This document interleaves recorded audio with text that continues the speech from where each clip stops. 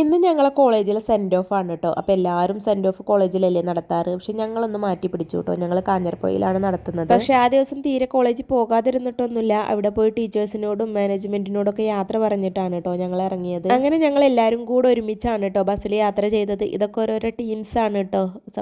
സംസാരിച്ച് വെറുപ്പിക്കുകയാണ്. അവർ മാത്രമല്ല ഞങ്ങളും അങ്ങനെ തന്നെയാണ്.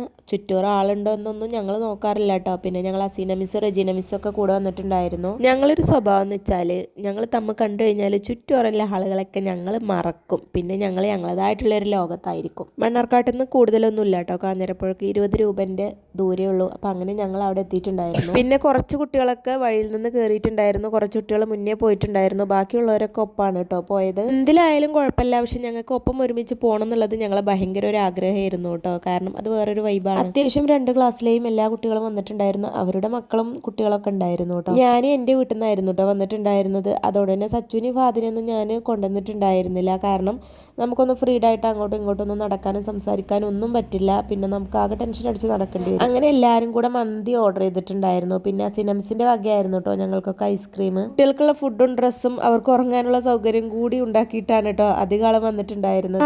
ആർക്കും തിരിച്ചു പോകാനേ തോന്നുന്നുണ്ടായിരുന്നില്ല കേട്ടോ. കുറച്ചാൾ മുന്നേ പോയി പിന്നെയാണ് ഞങ്ങൾ വന്നത്. ഞങ്ങൾ കഴിഞ്ഞിട്ട് വീണ്ടും കുറച്ചാളും കൂടെ വന്നു. പക്ഷെ നല്ല മഴയായിരുന്നു കേട്ടോ. ഭയങ്കര സങ്കടം കൂടെ ആയിരുന്നു. അപ്പോൾ ഇന്നത്തെ വീഡിയോ ഇത്രയേ ഉള്ളൂ.